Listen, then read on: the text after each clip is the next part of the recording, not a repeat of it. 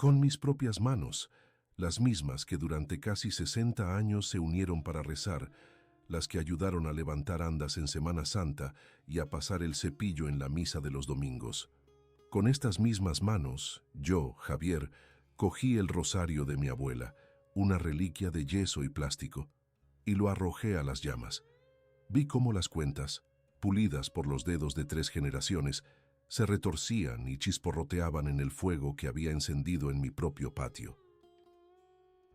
Vi cómo el pequeño crucifijo de plata, ese que mi abuela besaba cada noche antes de dormir, se ennegrecía como mi alma en ese momento.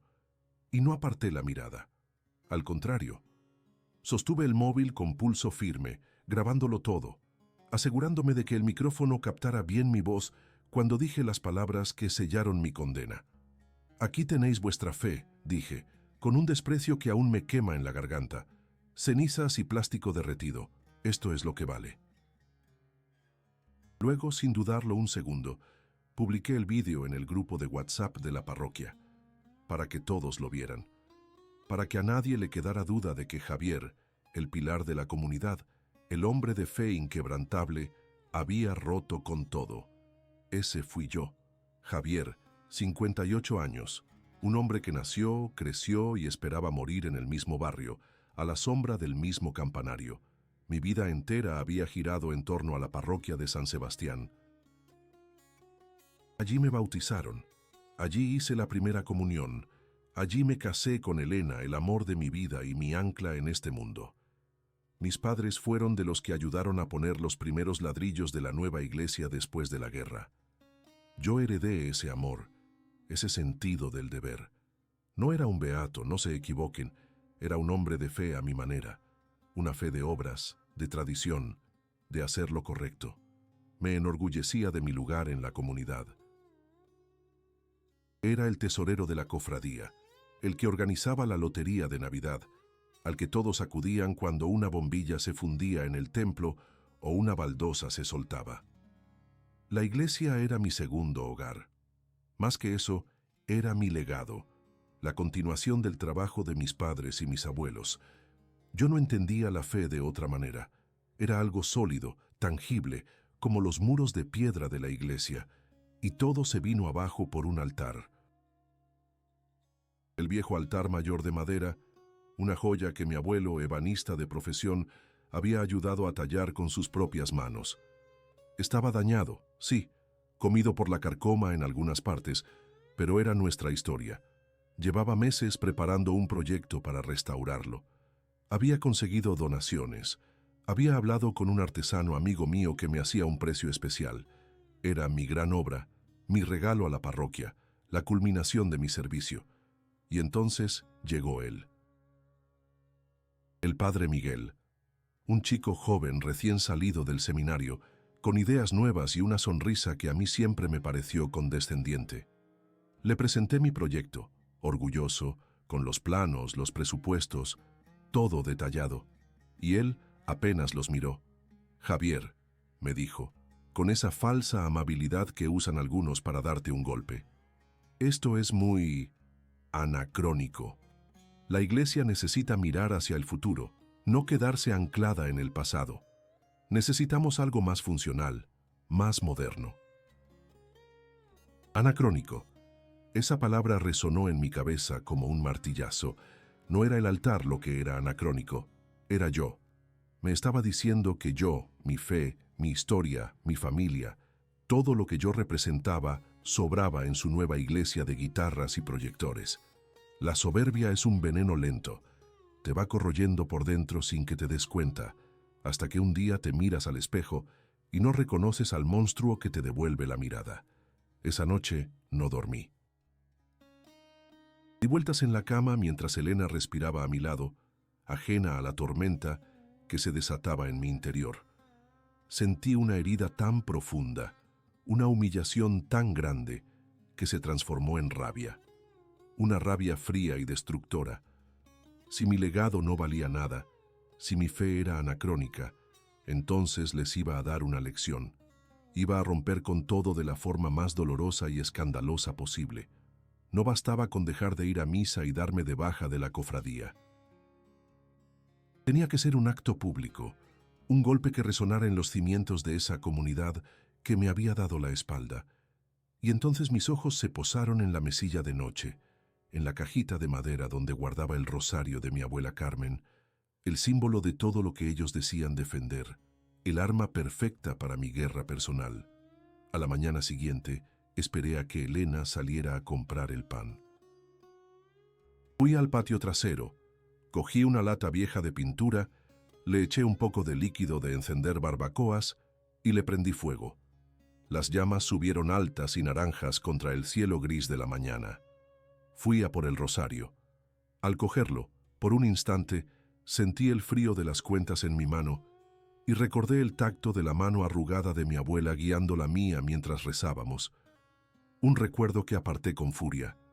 Esto ya no era suyo, ya no era mío. Era solo un objeto que iba a utilizar para hacer el mayor daño posible. Comencé a grabar, enfoqué bien el rosario colgando de mis dedos, luego mi cara, llena de un desprecio que hoy me avergüenza profundamente. Y lo lancé al fuego. El olor a plástico quemado era nauseabundo, un hedor químico que se me metió en la garganta y en el alma. Pero yo seguí grabando, narrando mi propia blasfemia con una calma aterradora. Cuando terminé, lo envié al grupo. El silencio en el chat duró exactamente 37 segundos. Lo sé porque los conté, uno a uno, con el corazón latiéndome en los oídos. Luego, el diluvio. Mensajes de incredulidad, de ira, de pena. Mi teléfono no paraba de vibrar sobre la mesa de la cocina. Mi hermana Carmen me llamó, llorando a gritos con la voz rota. «¿Qué has hecho, Javier? ¿Qué has hecho? ¿Te has vuelto loco?», me decía. No pude contestarle, solo colgué el teléfono. Pero la peor reacción fue la de Elena. Volvió a casa, vio mi cara, miró el teléfono que vibraba sin cesar y lo entendió todo sin necesidad de palabras. No gritó, no lloró delante de mí, simplemente me miró con una decepción tan profunda, tan absoluta, que me partió en dos, y se encerró en un silencio que duraría días. Un silencio que era mucho peor que cualquier grito, que cualquier acusación. En ese momento, rodeado de los restos humeantes de mi fe y del silencio devastado de mi esposa, me sentí poderoso, me sentí vengado. ¡Qué ciego estaba! No sabía que acababa de firmar mi propia sentencia y que la verdadera prueba, el verdadero juicio, estaba a punto de comenzar. Ese fue el principio de mi caída. Una caída en picado hacia un abismo que yo mismo había cavado con orgullo y rencor. Si esta historia, aunque solo sea su comienzo, te ha tocado de alguna manera, si te ha hecho sentir algo, te pido que me acompañes en este viaje. Suscríbete al canal y activa la campanita para no perderte cómo sigue este relato. Dale a me gusta si crees que hasta las historias más oscuras merecen ser contadas y pueden tener una luz al final, y me ayudaría mucho de verdad que me dejaras un comentario diciéndome desde qué ciudad o país me estás escuchando. Quiero sentir que no estoy solo contando esto al vacío. Ahora sigamos, porque lo que vino después, ni en mis peores pesadillas lo habría imaginado. El poder que sentí en ese momento fue una ilusión, el último destello de una cerilla antes de que la oscuridad te devore por completo, porque la venganza es un banquete que te deja más hambriento y más solo que antes. Mi acto de rebeldía, mi gran golpe sobre la mesa, no me trajo la paz, me trajo el desierto. El silencio de Elena fue mi primera celda, un silencio que pesaba más que 1000 sermones. Ocupaba toda la casa, se sentaba a la mesa con nosotros, se acostaba en la cama entre los dos. Yo intentaba hablarle de cualquier cosa, del tiempo, de las noticias, pero ella me respondía con monosílabos sin mirarme a los ojos. Sus ojos, que siempre habían sido mi refugio, ahora eran 2 ventanas cerradas, y detrás de ellas yo sabía que estaba su dolor, un dolor que yo le había infligido de la forma más cruel. Mi casa se convirtió en un mausoleo, y fuera, el infierno. Mi vídeo se había extendido como la pólvora. No solo en la parroquia, sino por todo el barrio, por toda la ciudad. Me convertí en el que quemó el rosario. La gente cruzaba de acera para no cruzarse conmigo. El panadero, que me conocía desde niño, de repente encontraba algo muy interesante que limpiar en el mostrador cuando yo entraba. En el bar donde iba a tomar el café por las mañanas, las conversaciones se detenían en seco al verme aparecer. Me sentía marcado como un leproso en tiempos bíblicos. Mi hermana Carmen me llamaba cada día, llorando. Ella, que era de la Legión de María y llevaba la fe cosida al alma, no podía entenderlo. Javier, por el amor de Dios, ¿qué te ha pasado? Ese rosario era de la abuela, era su vida. ¿Cómo has podido?, me suplicaba. Y yo, en mi soberbia, le contestaba con frialdad, con argumentos vacíos sobre la hipocresía de la Iglesia, sobre curas modernos que no respetan nada. Cada palabra que salía de mi boca era una palada más de tierra sobre mi propio ataúd, pero yo no lo veía. Creía que estaba luchando una batalla justa. Los días se convirtieron en una tortura.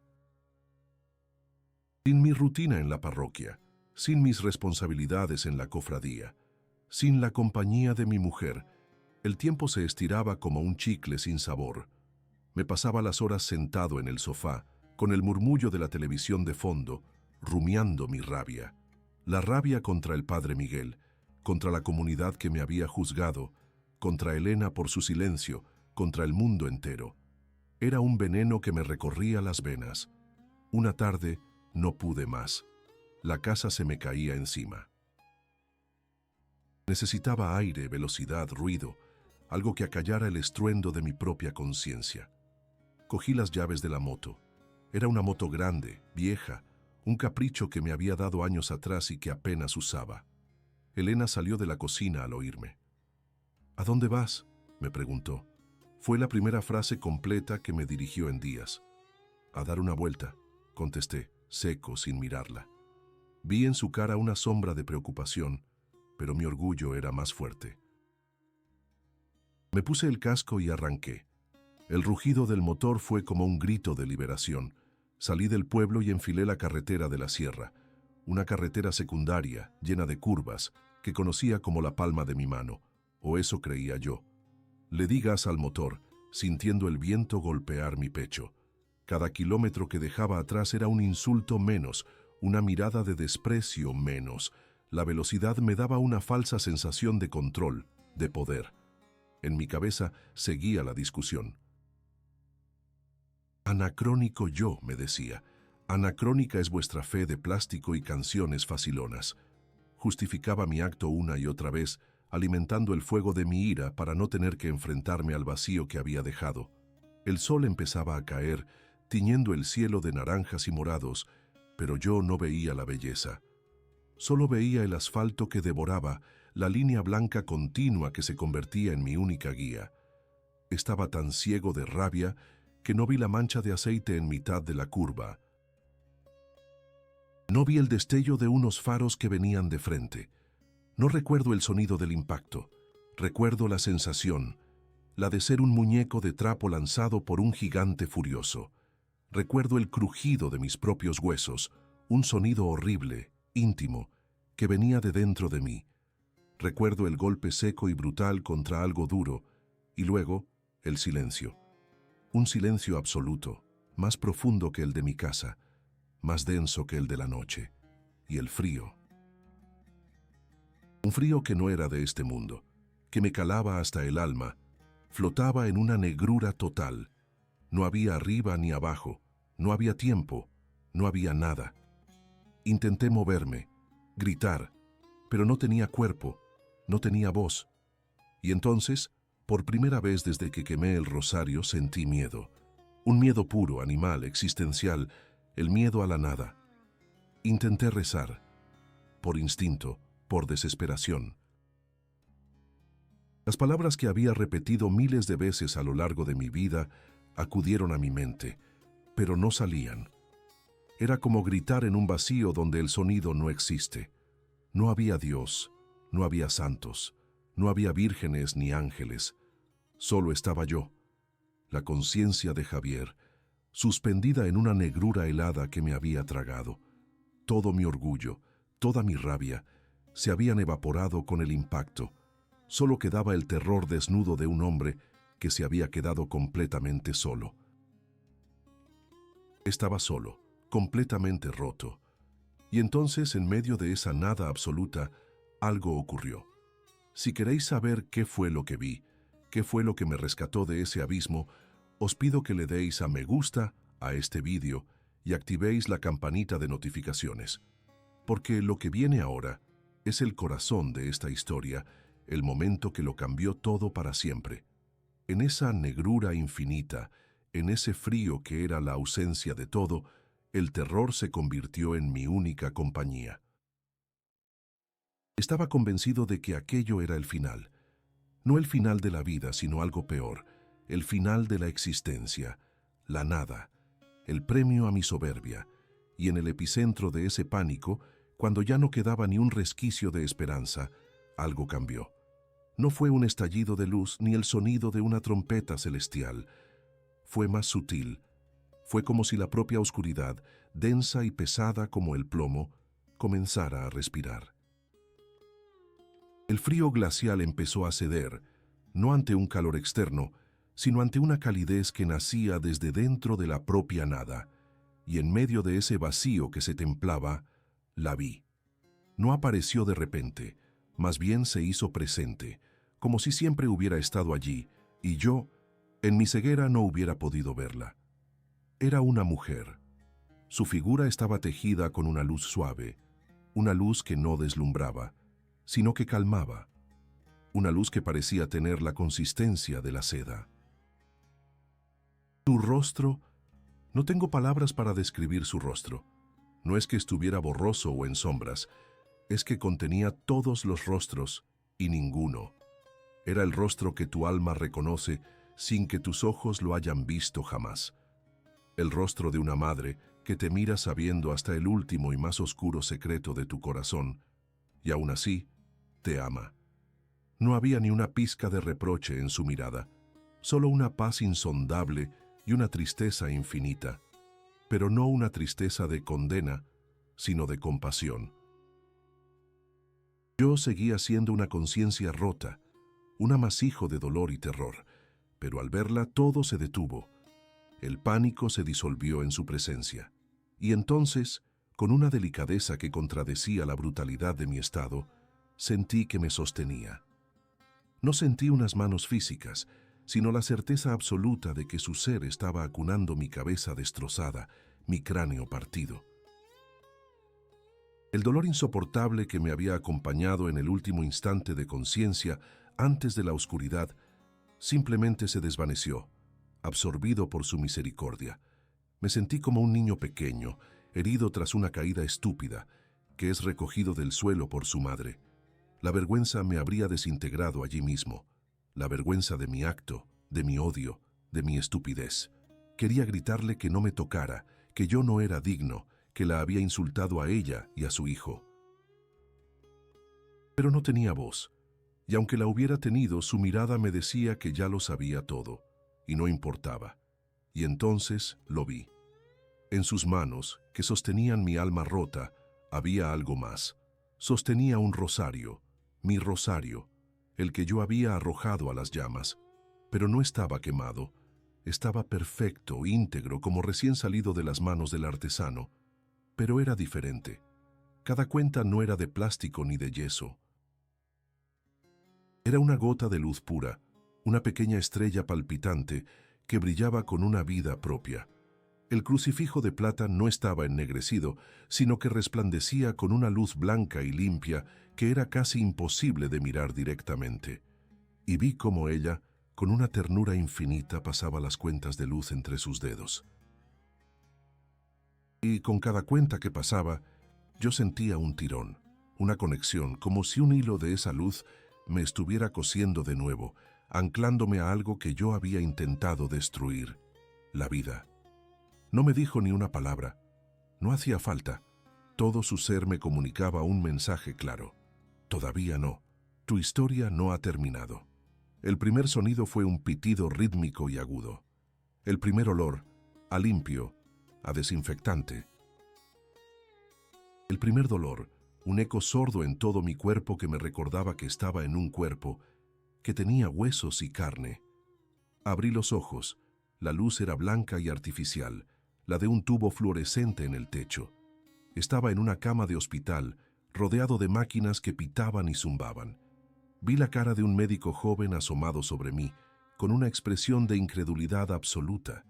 Más tarde me enteraría de que habían llamado a Elena para que se preparara para lo peor. Había llegado al hospital con un traumatismo cráneoencefálico severo, múltiples fracturas y una hemorragia interna.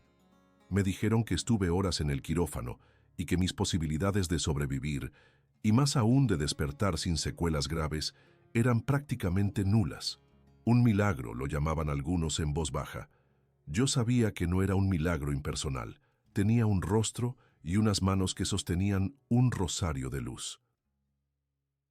Cuando Elena entró en la habitación y me vio despierto, con los ojos abiertos, se le escapó un sollozo que llevaba días conteniendo. Se acercó y me cogió la mano. Su tacto era real, cálido. Las lágrimas corrían por su cara, y por primera vez en mucho tiempo, no eran lágrimas de decepción, sino de un alivio que casi no podía soportar. No dije nada. No podía. Tenía la garganta seca y un tubo que me molestaba. Pero la miré a los ojos, y ella supo que el hombre que le devolvía la mirada no era el mismo que se había subido a esa moto lleno de rabia. La primera palabra que conseguí susurrar, con la voz rota y rasposa, unos días después, no fue para preguntar por mí. Fue una petición. Elena, tráeme los restos. Ella no entendió al principio. ¿Qué restos, Javier? Y yo, con lágrimas que por fin brotaban de mis ojos, lágrimas no de dolor físico, sino de una vergüenza y un arrepentimiento que me ahogaban, le dije: los del rosario, lo que quedó. Por favor, búscalo en el patio y tráemelo. Ese fue solo el primer paso en mi camino de vuelta. Si quieres saber qué pasó cuando tuve en mis manos las cenizas de mi propio odio, si quieres ver cómo intenté reparar lo que había roto, te pido que le des a me gusta a este vídeo y actives la campanita de notificaciones, porque la verdadera reconstrucción, la más difícil, acababa de empezar. Elena me trajo una pequeña caja de galletas, una de esas de metal que guardamos para los hilos y los botones. Dentro, sobre un trozo de algodón, estaban los restos, mis restos. Los pedazos ennegrecidos y deformes de lo que una vez fue el rosario de mi abuela. El crucifijo de plata cubierto de una capa de hollín había perdido su brillo, como si estuviera de luto. Algunas cuentas se habían fundido en una masa informe de plástico, otras estaban agrietadas por el calor. Lo miré y el olor a quemado de aquella mañana volvió a mi garganta. Lo que sentí no fue rabia ni orgullo. Fue una vergüenza tan física, tan pesada, que me dobló el cuerpo en la cama del hospital. Elena dejó la caja en mi mesilla y me apretó la mano. No dijo nada. No hacía falta. Sabía que la batalla más dura no la había librado en el quirófano, sino que estaba a punto de empezar dentro de mí. Los primeros días en casa fueron un campo de batalla silencioso en mi propia mente. Por un lado, estaba la certeza abrumadora de lo que había vivido en esa oscuridad. La presencia de la mujer, la paz que trascendía cualquier lógica, el rosario de luz, era una memoria grabada a fuego en mi alma, más real que la cama en la que yacía o las paredes de mi habitación. Pero luego, cuando el sol entraba por la ventana y el mundo volvía a ser normal, con sus ruidos de coches y el olor a café, mi viejo yo, el Javier pragmático y soberbio, empezaba su contraataque. Fue el golpe. Me susurraba en la cabeza: un traumatismo severo, Javier.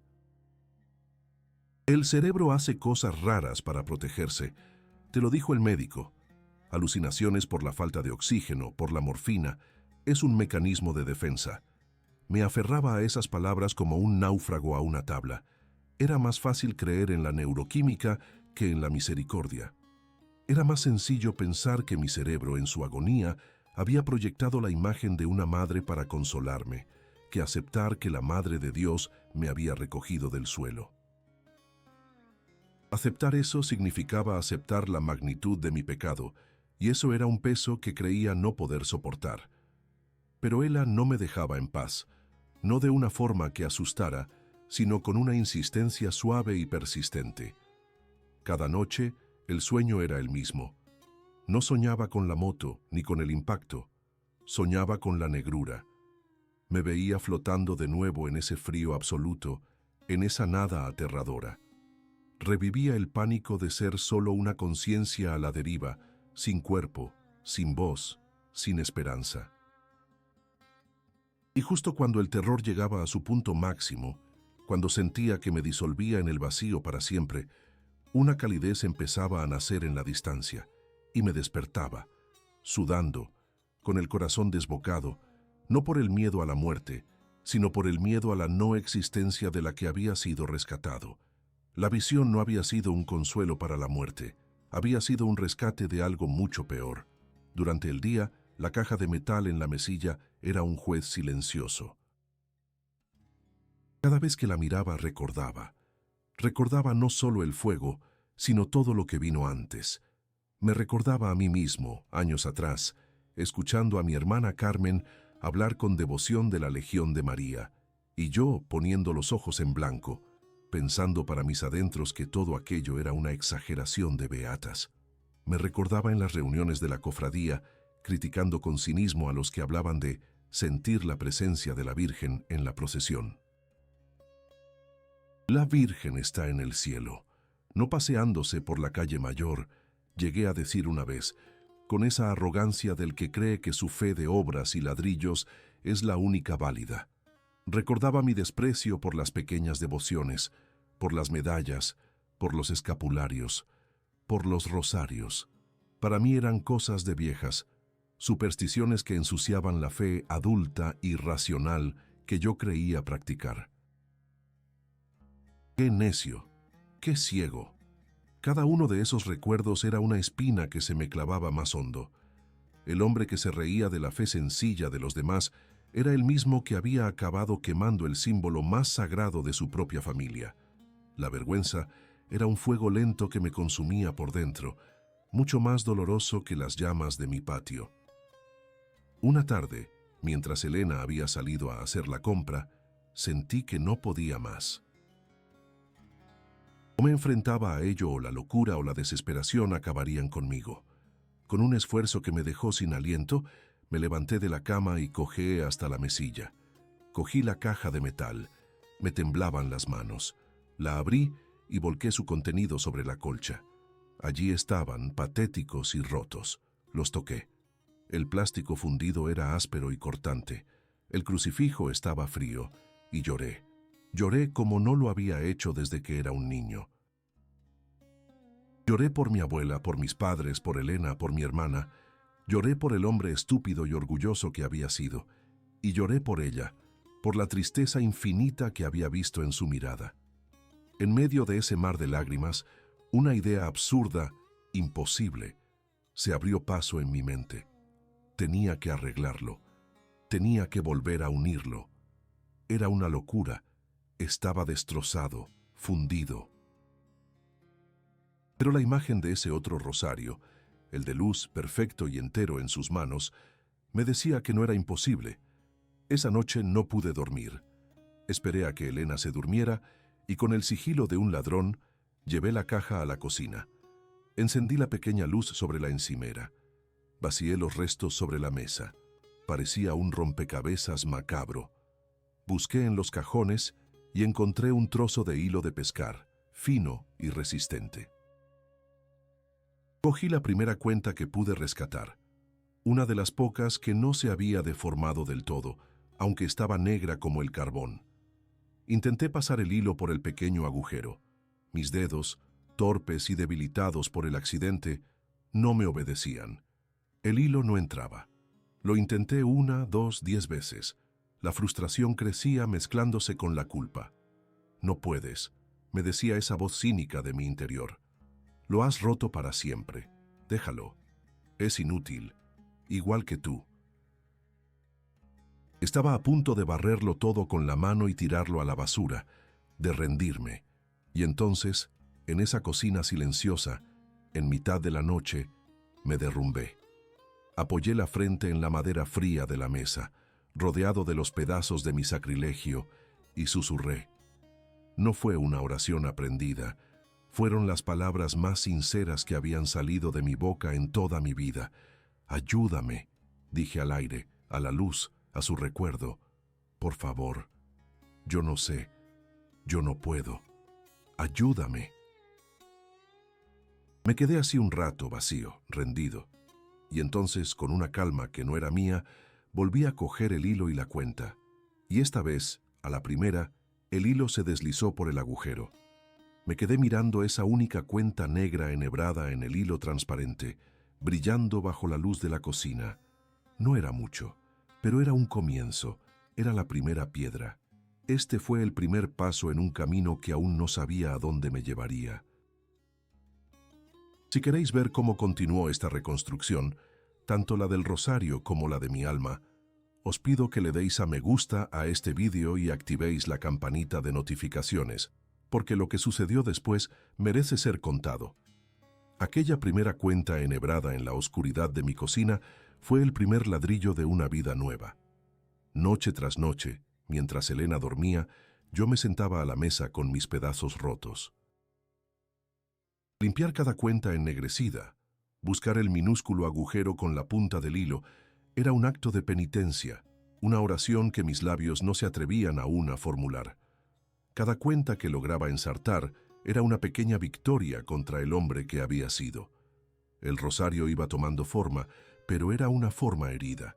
Las cuentas estaban deformes, el crucifijo seguía opaco y marcado por el fuego. Era un reflejo perfecto de mi alma, rescatada, pero con cicatrices que contarían mi historia para siempre. Cuando mi recuperación física me permitió empezar a salir a la calle, la noticia de mi milagro se había mezclado con el recuerdo de mi blasfemia, creando un cóctel de morbo y escepticismo. Algunos me miraban con una piedad que me incomodaba, otros con una desconfianza evidente. Mi viejo amigo Antonio, con el que había cargado el paso de Semana Santa durante 30 años, me paró un día en la plaza. «Javier, me alegro de verte de pie», me dijo, dándome una palmada en la espalda que casi me desmonta. «Pero oye, he oído cosas, que si visiones, que si luces. Con el golpe que te diste es normal que el cerebro te juegue malas pasadas. No le des más vueltas, hombre. Fue la morfina». Lo decía con buena intención, tratando de traerme de vuelta al mundo real, al mundo de la lógica y la razón que ambos habíamos compartido. Otros no fueron tan amables. Me llegaron rumores de que decían que me lo había inventado todo para llamar la atención, para justificar mi locura, que era una farsa para que me perdonaran. Cada palabra era un dardo. Yo no discutía, no intentaba convencer a nadie. ¿Qué podía decir? ¿Cómo explicas el color de una luz que no es de este mundo? ¿Cómo describes una paz que anula el dolor de tus huesos rotos? Cuando me preguntaban directamente, cuando me miraban con esa mezcla de curiosidad y lástima, yo simplemente respondía con la verdad que se había grabado en mi ser. Fue la experiencia más real de mi vida. Y en mis ojos debían de ver algo, una certeza que no admitía debate, porque la mayoría cambiaba de tema. La soledad que sentí en aquellos momentos fue diferente a la del principio.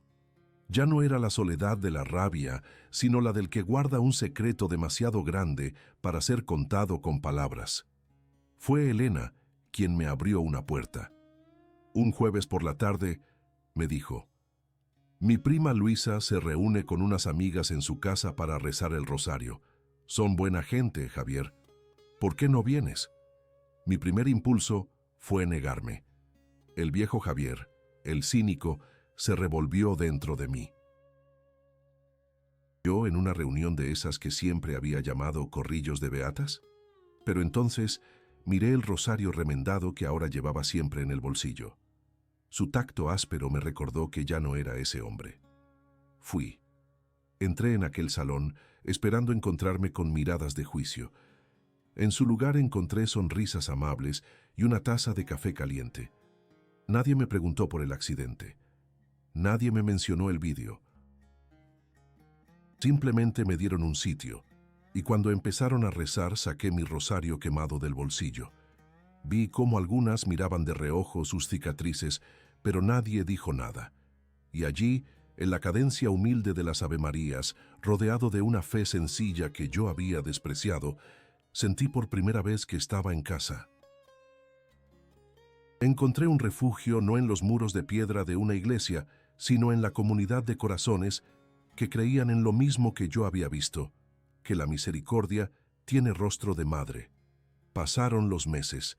Mi cuerpo sanaba, pero mi alma lo hacía más deprisa. La fiesta patronal de San Sebastián se acercaba, la primera a la que asistiría después de todo. El pueblo entero se reunía en la Plaza Mayor para la verbena. Ver a toda la comunidad allí, a la gente que me había juzgado, a los que me habían defendido, a los que simplemente no entendían nada, sentí un nudo en el estómago. Sabía lo que tenía que hacer. En un momento de pausa entre dos canciones de la orquesta, subí al escenario. El murmullo de la gente cesó de golpe. Vi la cara de sorpresa de Elena, el rostro pálido de mi hermana Carmen entre la multitud. Vi incluso al padre Miguel cerca del ayuntamiento, mirándome con una expresión indescifrable. Cogí el micrófono. Mis manos no temblaban. «Buenas noches», dije, y mi voz sonó clara y firme a través de los altavoces. «Muchos de vosotros me conocéis. Soy Javier. Y hace casi un año muchos visteis un vídeo vergonzoso que yo mismo grabé. Un vídeo donde, ciego de orgullo y de rabia, quemé lo más sagrado que tenía mi familia». El silencio en la plaza era total. Podía sentir la tensión. No voy a daros excusas. Fui un necio y un soberbio. Creía que mi fe era la correcta, la de las obras y las tradiciones, y desprecié la fe sencilla, la del corazón. Desprecié a la Virgen. Se me quebró la voz por un instante. Saqué del bolsillo mi rosario remendado y lo levanté para que todos lo vieran. Esto es lo que quedó. Pero lo que no sabéis es que cuando la vida se me escapaba en una cama de hospital, cuando estaba en una oscuridad que no le deseo a nadie, ella vino a buscarme.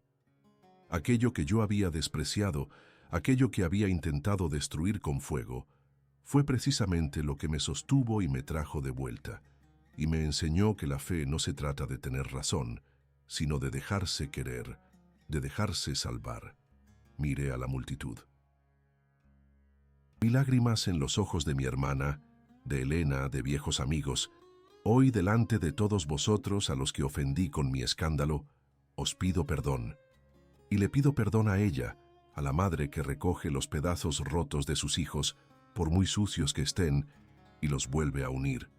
Dejé el micrófono y bajé del escenario. No hubo aplausos.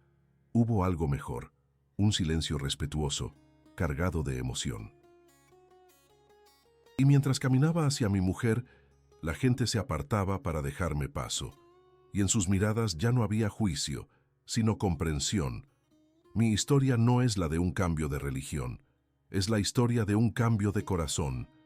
Es el testimonio de que no hay orgullo tan grande que la misericordia no pueda derribar, ni oscuridad tan profunda de la que su luz no pueda rescatarte. Es la prueba de que a veces tienes que quemarlo todo y convertirte en cenizas para que la fe pueda renacer, humilde y verdadera, de entre los escombros. Si este viaje desde el odio hasta la gratitud te ha conmovido, si crees, como yo ahora, que todos merecemos una segunda oportunidad, te pido que le des a me gusta a este vídeo y actives la campanita para que no te pierdas otras historias de fe y transformación. Y me ayudaría a sentir que no estoy solo en esto si me dejas un comentario contándome si alguna vez has sentido esa presencia que te rescata cuando todo parece perdido. Tu testimonio también es luz. Que Dios os bendiga.